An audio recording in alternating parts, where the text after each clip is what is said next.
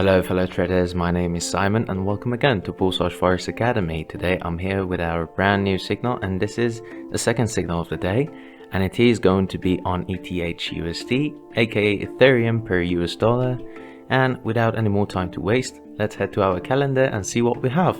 Okay, now that we are on the calendar, as we see, I am currently seeing that right at the moment the market of Ethereum is currently having a bullish momentum inside it, but it's not going to last very long because of the weakenings that I have noticed in the chart of it.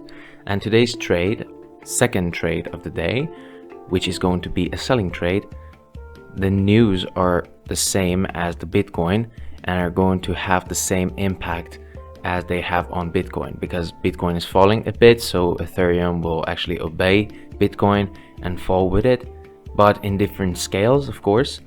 And as you can see, we have some negative points for the forecast of it, but as you all know, I don't believe in news.